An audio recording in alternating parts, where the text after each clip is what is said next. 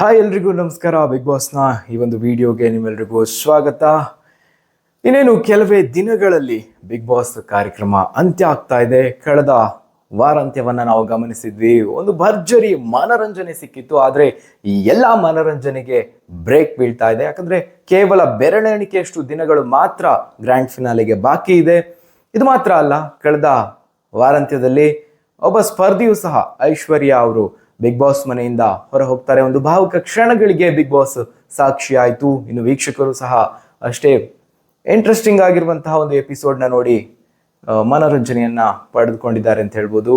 ಈಗ ಸದ್ಯ ಇರುವಂತಹ ಕುತೂಹಲ ಏನಪ್ಪಾ ಅಂದ್ರೆ 10 ಜನ ಸ್ಪರ್ಧಿಗಳ ಪೈಕಿ ಒಂದು ವಿಕೆಟ್ ಹೋಗಿ 9 ಜನ ಸ್ಪರ್ಧಿಗಳು ಈಗ ಬಿಗ್ ಬಾಸ್ ಮನೆಯಲ್ಲಿದ್ದಾರೆ. ಈ ಪೈಕಿ ಯಾರೆಲ್ಲ ಟಾಪ್ 5ರಲ್ಲಿ ಕಾಣಿಸ್ಕೊಳ್ಬಹುದು, ಈ ಒಂದು ಕುತೂಹಲ ಈಗ ಮನೆ ಮಾಡಿದೆ ಎಲ್ಲರಲ್ಲೂ. ಹಾಗಾದ್ರೆ ಸದ್ಯ ಇರುವಂತಹ ಸ್ಪರ್ಧಿಗಳ ಪೈಕಿ ಟಾಪ್ 5ಕ್ಕೆ ಯಾರು ಅರ್ಹತೆಯನ್ನ ಪಡೆದುಕೊಂಡಿದ್ದಾರೆ, ಯಾರು ಬಿಗ್ ಬಾಸ್ ಮನೆಯಿಂದ ಹೊರ ಹೋಗಬಹುದು, ಕಡೆ ಘಟ್ಟದಲ್ಲಿ ಯಾರ್ಯಾರ ನಡುವೆ ಫೈಟ್ ಇದೆ, ಇವೆಲ್ಲದರ ಬಗ್ಗೆ ಈ ವಿಡಿಯೋದಲ್ಲಿ ನೋಡೋಣ. ಈ ವಿಡಿಯೋಗೆ ನಿಮ್ಮೆಲ್ರಿಗೂ ಸ್ವಾಗತ. ಮೊದಲನೇದಾಗಿ ನಾವು ಸದ್ಯ ಇರುವಂತಹ ಸ್ಪರ್ಧಿಗಳ ಒಟ್ಟಾರೆ ಒಂದು ಪರ್ಫಾರ್ಮೆನ್ಸ್ ಈ ವಾರದಲ್ಲಾಗಿರಬಹುದು, ಹಾಗೆ ಡೇ 1 ಇಂದ ಇಲ್ಲಿಯವರೆಗೂ ಯಾವ ರೀತಿಯಾಗಿದೆ ಅದನ್ನ ನಾವು ನೋಡಿದ್ರೆ ಒಂದಷ್ಟು ಐಡಿಯಾ ಬರುತ್ತೆ ಯಾವೆಲ್ಲ ಸ್ಪರ್ಧಿಗಳು ಟಾಪ್ 5ಕ್ಕೆ ಆಯ್ಕೆ ಆಗಬಹುದು ಅನ್ನೋ ವಿಚಾರದ ಬಗ್ಗೆ. ಇನ್ನು ಮತ್ತೊಂದು ವಿಚಾರ ಏನಪ್ಪಾ ಅಂತ ಹೇಳಿದ್ರೆ, ಇನ್ನು ಡಬಲ್ ಎಲಿಮಿನೇಷನ್ ಆಗುತ್ತೆ ಅನ್ನುವಂತಹ ನಿರೀಕ್ಷೆ ಇತ್ತು ಕಳೆದ ವಾರಾಂತ್ಯದಲ್ಲಿ, ಆದ್ರೆ ಆಗಿಲ್ಲ.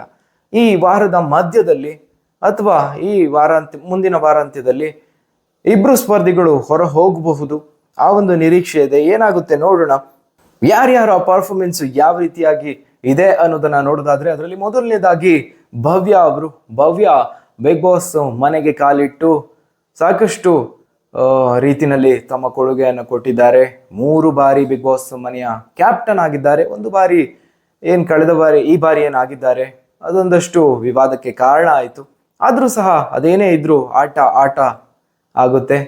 ಮನೆಯ ಚಟುವಟಿಕೆ ಇರ್ಬೋದು, ಎಲ್ಲ ಸ್ಪರ್ಧಿಗಳ ಜೊತೆಗೆ ಬೆರೆಯೋದಿರ್ಬೋದು, ತಮ್ಮ ವಿಚಾರದಲ್ಲಿ ಬೇರೆ ಸ್ಪರ್ಧಿಗಳನ್ನ ಪ್ರಶ್ನೆ ಮಾಡೋದಿರ್ಬೋದು, ಎಲ್ಲದರಲ್ಲೂ ಭವ್ಯ ಅವರು ಮೇಲುಗೈಯನ್ನು ಸಾಧಿಸ್ತಾರೆ. ಅದ್ರ ಜೊತೆಗೆ ತ್ರಿವಿಕ್ರಮ್ ಅವರ ಜೊತೆಗೂಡಿ ತಮ್ಮದೇ ಆದಂತಹ ಒಂದು ಬಿಗ್ ಬಾಸ್ ವೀಕ್ಷಕರ ಗಮನ ಸೆಳೆಯೋದ್ರಲ್ಲಿ ಸಫಲರಾಗಿದ್ದಾರೆ ಅಂತ ಹೇಳ್ಬೋದು.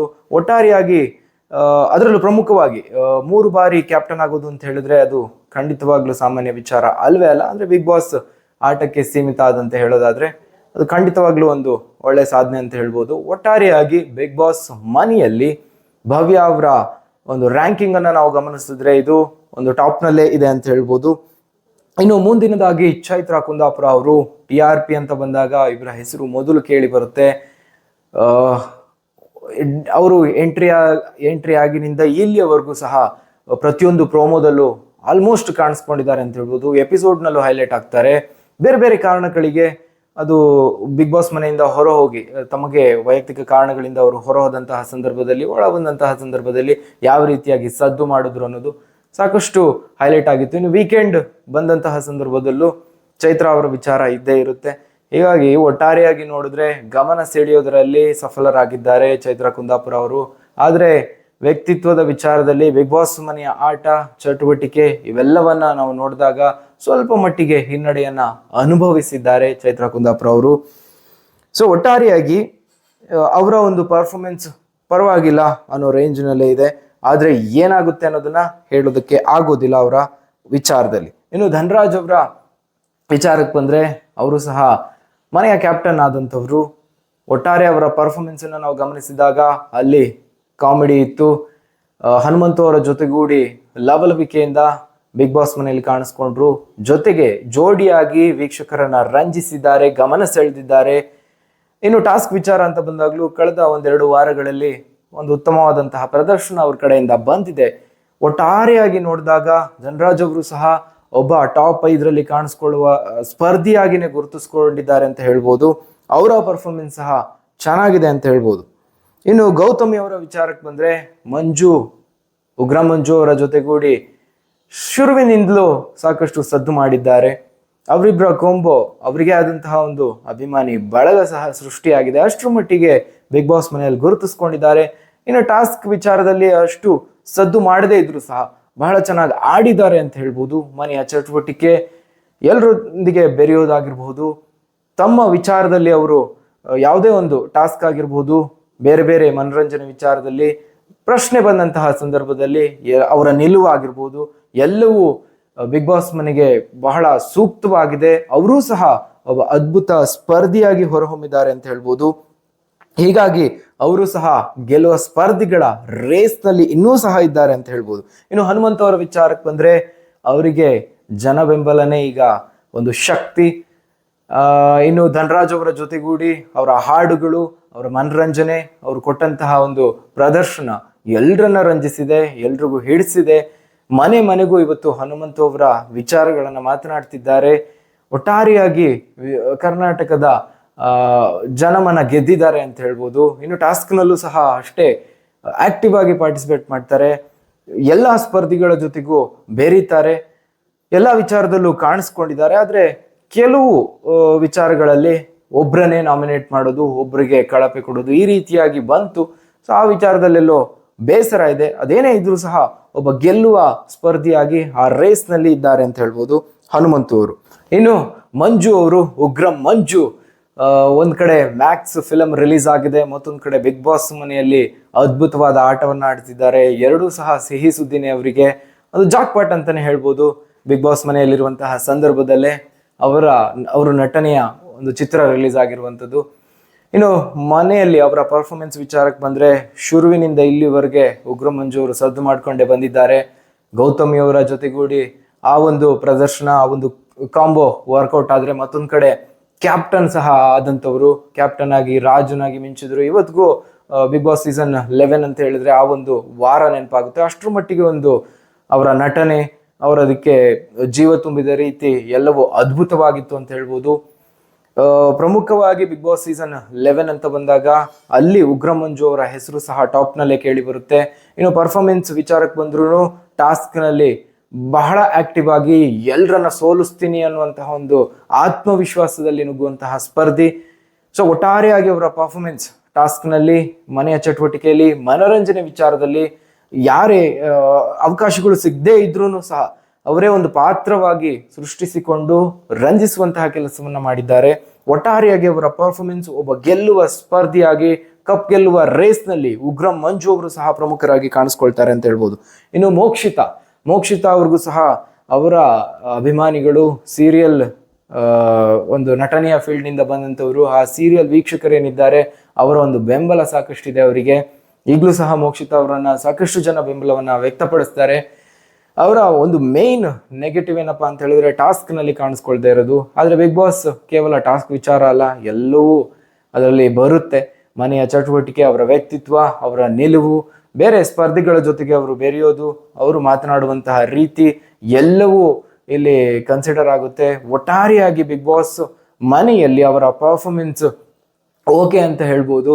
ಹೀಗಾಗಿ ಅವರು ಸಹ ಒಬ್ಬ ಟಾಪ್ ಸ್ಪರ್ಧಿಯಾಗಿನೇ ಕಾಣಿಸ್ಕೊಳ್ತಾ ಇದ್ದಾರೆ, ಪ್ರಬಲ ಸ್ಪರ್ಧಿಯಾಗಿ ಕಾಣಿಸ್ಕೊಳ್ತಾ ಇದ್ದಾರೆ. ಇನ್ನು ರಜತ್ ಅವರು ಬಿಗ್ ಬಾಸ್ ಮನೆಗೆ ವೈಲ್ಡ್ ಕಾರ್ಡ್ ಸ್ಪರ್ಧಿಯಾಗಿ 50ನೇ ದಿನ ಎಂಟ್ರಿ ಕೊಡ್ತಾರೆ. ಒಬ್ರು ಅವರ ಜೊತೆ ಬಂದಂತಹ ವೈಲ್ಡ್ ಕಾರ್ಡ್ ಸ್ಪರ್ಧಿ ಹೊರ ನಡೆದ್ರೆ ಇವರು ಛಲದಿಂದ ಮುನ್ನುಗ್ಗಿ ಈಗ ಟಾಪ್ 5ರ ಹಂತದಲ್ಲಿ ಬಂದು ನಿಂತಿದ್ದಾರೆ ಅಂತ ಹೇಳ್ಬೋದು. ಅಷ್ಟರ ಮಟ್ಟಿಗೆ ಒಂದು ಪ್ರಬಲ ಪೈಪೋಟಿಯನ್ನ ಈಗಾಗಲೇ ಇದ್ದಂಥವರು ಡೇ 1 ಇಂದ ಇಲ್ಲಿವರೆಗೂ ಇರುವಂತವರಿಗೆ ಒಂದು ಪ್ರಬಲ ಪೈಪೋಟಿಯನ್ನ ಕೊಟ್ಟಿದ್ದು ಒಬ್ಬ ವೈಲ್ಡ್ ಕಾರ್ಡ್ ಸ್ಪರ್ಧಿಯಾಗಿ ಬಂದು ಅಂತ ಹೇಳಿದ್ರೆ ಅದು ತಮಾಷೆ ವಿಚಾರ ಅಲ್ವೇ ಅಲ್ಲ.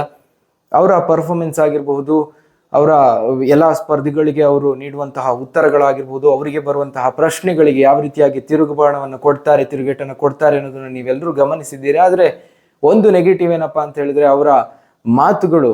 ಈಗಾಗಲೇ ಸಾಕಷ್ಟು ಮಂದಿ ವೀಕ್ಷಕರು, ಸಾಕಷ್ಟು ಮಂದಿ ಮನೆಯಲ್ಲಿರುವಂತಹ ಸ್ಪರ್ಧಿಗಳು, ಜೊತೆಗೆ ಕಿಚ್ಚ ಸುದೀಪ್ ಅವರು ಸಹ ಕಿವಿ ಮಾತನ್ನ ಹೇಳಿದ್ದಾರೆ. ಅದನ್ನ ಅರ್ಥ ಮಾಡ್ಕೊಳ್ಳುವಂತಹ ಸಂದರ್ಭದಲ್ಲಿ ಫಿನಾಲೆ ವಾರ ಬಂದೇ ಬಿಟ್ಟಿದೆ. ಅದೇನೇ ಇದ್ರೂ ಒಬ್ಬ ಗೆಲ್ಲುವಂತಹ ಸ್ಪರ್ಧಿ, ಟಾಪ್ 5ರಲ್ಲಿ ಕಾಣಿಸ್ಕೊಳ್ಬೇಕಾದ ಸ್ಪರ್ಧಿಗಳ ರೇಸ್ನಲ್ಲಿ ರಜತ್ ಅವರು ಸಹ ಇದ್ದಾರೆ ಅಂತ ಹೇಳ್ಬೋದು. ಇನ್ನು ತ್ರಿವಿಕ್ರಮ್ ಬಿಗ್ ಬಾಸ್ ಮನೆಯಲ್ಲಿ ಒಂದು ಕಾನ್ಸ್ಟೆಂಟ್ ಆಗಿ ಒಂದೇ ಗತಿಯಲ್ಲಿ ಸಾಕ್ತಿತ್ತು ಅಂತ ಹೇಳಿದ್ರೆ ಒಬ್ಬನೇ ಒಬ್ಬ ಸ್ಪರ್ಧಿ ಅದು ತ್ರಿವಿಕ್ರಮ್ ಅವರ ವಿಚಾರದಲ್ಲಿ. ಅವರ ಪರ್ಫಾರ್ಮೆನ್ಸ್ ಒಂದೇ ರೀತಿಯಾಗಿದೆ ಅಂತ ಹೇಳ್ಬೋದು. ಇನ್ನು ಭವ್ಯ ಅವರ ಜೊತೆಗೂಡಿ ಭವ್ಯ ಅವರಿಗೆ ನೀಡಿದಂತಹ ಟಿಪ್ಸ್ಗಳಾಗಿರ್ಬೋದು, ಅವರ ಜೊತೆಗೆ ಅವರು ಒಂದು ಒಡನಾಟ ಆಗಿರ್ಬೋದು, ಇವೆಲ್ಲವೂ ತುಂಬಾ ಹೈಲೈಟ್ ಆಯಿತು, ವೀಕ್ಷಕರ ಗಮನವನ್ನು ಸೆಳೆದಿದೆ. ತ್ರಿವಿಕ್ರಮ್ ಹಾಗೆ ಭವ್ಯ ಅವರಿಗೆ ತಮ್ಮದೇ ಆದಂತಹ ಒಂದು ಜೋಡಿ ಅಭಿಮಾನಿ ಬಳಗವನ್ನ ಪಡೆದುಕೊಂಡಿದೆ. ವೀಕ್ಷಕರ ಗಮನ ಸೆಳೆಯುವಲ್ಲಿ ಯಶಸ್ವಿಯಾಗಿದೆ. ಇನ್ನು ಟಾಸ್ಕ್ಗಳ ವಿಚಾರಕ್ಕೆ ಬಂದರೂ ಸಹ ಅದ್ಭುತವಾಗಿ ಆಡುವಂತಹ ಆಟಗಾರ, ಜೊತೆಗೆ ಎಲ್ಲಾ ಸ್ಪರ್ಧಿಗಳ ಜೊತೆಗೆ ಬೆರೆತು ಆಡುವಲ್ಲಿ ತಮ್ಮದೇ ಆದಂತಹ ಒಂದು ಸ್ಟ್ರಾಟಜಿಯನ್ನ ಮಾಡೋದ್ರಲ್ಲಿ ತ್ರಿವಿಕ್ರಮ್ ಅವರು ಪಾಸ್ ಆಗಿದ್ದಾರೆ ಅಂತ ಹೇಳ್ಬೋದು. ಒಬ್ಬ ಗೆಲ್ಲುವ ಸ್ಪರ್ಧಿಗಳ ರೇಸ್ನಲ್ಲಿ ತ್ರಿವಿಕ್ರಮ್ ಅವರು ಸಹ ಇದ್ದಾರೆ. ಸೊ ಇದಿಷ್ಟು ಒಟ್ಟಾರೆ ಸ್ಪರ್ಧಿಗಳ ಪರ್ಫಾರ್ಮೆನ್ಸ್ ಅಂತ ಹೇಳ್ಬೋದು. ಈಗ ಇದರಲ್ಲಿ ಯಾರ್ಯಾರೆಲ್ಲ ಟಾಪ್ 5ರಲ್ಲಿ ಬರಬಹುದು, ಏನಾಗಬಹುದು, ಜನ ಬೆಂಬಲದ ವಿಚಾರದಲ್ಲಿ ಯಾರು ಮುಂದಿದ್ದಾರೆ? ಮೊದಲಿಗೆ ನಾವು ಜನ ಬೆಂಬಲದ ವಿಚಾರಕ್ಕೆ ಬಂದ್ರೆ ಹನುಮಂತು ಅವರು ಅದರಲ್ಲಿ ಟಾಪ್ ನಲ್ಲಿ ಕಾಣಿಸ್ಕೊಳ್ತಾರೆ. ಸಾಕಷ್ಟು ಜನ ಬೆಂಬಲ ಅವರಿಗೆ ವ್ಯಕ್ತವಾಗ್ತದೆ. ಅದರಲ್ಲೂ ಈ ಸಂದರ್ಭದಲ್ಲಿ ಇದು ಬಹುಮುಖ್ಯ ಆಗುತ್ತೆ. ಶುರುವಿನಲ್ಲಿ ಬೇರೆ ರೀತಿ ಇರುತ್ತೆ, ಅಂತ್ಯದಲ್ಲಿ ಬೇರೆ ರೀತಿ ಇರುತ್ತೆ. ಆದ್ರೆ ಹನುಮಂತು ಅವರು ಬಂದ ನಂತರದಲ್ಲಿ ಇಲ್ಲಿವರೆಗೂ ಸಹ ಒಂದು ಅಪಾರ ಪ್ರಮಾಣದ ಜನ ಬೆಂಬಲವನ್ನ ಪಡೆದುಕೊಳ್ಳಲು ಯಶಸ್ವಿಯಾಗಿದ್ದಾರೆ ಅಂತ ಹೇಳ್ಬೋದು. ಇನ್ನು ತ್ರಿವಿಕ್ರಮ್ ಅವರು ಸಹ ಅದರ ನಂತರದ ಸ್ಥಾನವನ್ನ ಕಾಯ್ದುಕೊಂಡಿದ್ದಾರೆ. ಅವರಿಗೂ ಒಂದು ಅಪಾರ ಜನ ಬೆಂಬಲ ವ್ಯಕ್ತವಾಗ್ತಾ ಇದೆ. ಅದೇ ರೀತಿಯಲ್ಲಿ ಮೋಕ್ಷಿತಾ ಅವ್ರಿಗೂ ಸಹ ತಮ್ಮದೇ ಆದಂತಹ ಅಭಿಮಾನಿ ಬಳಗವನ್ನ ಹೊಂದಿದ್ದಾರೆ. ಹೀಗಾಗಿ ಅವರೂ ಸಹ ಒಂದು ರೀತಿಯಲ್ಲಿ ಜನ ಬೆಂಬಲದಲ್ಲಿ ಟಾಪ್ ನಲ್ಲಿ ಕಾಣಿಸ್ಕೊಳ್ತಿದ್ದಾರೆ ಅಂತ ಹೇಳ್ಬೋದು. ಈ 3 ಸ್ಪರ್ಧಿಗಳು ಸಾಕಷ್ಟು ಜನ ಬೆಂಬಲವನ್ನು ಹೊಂದಿರುವಂತಹ ಸ್ಪರ್ಧಿಗಳು.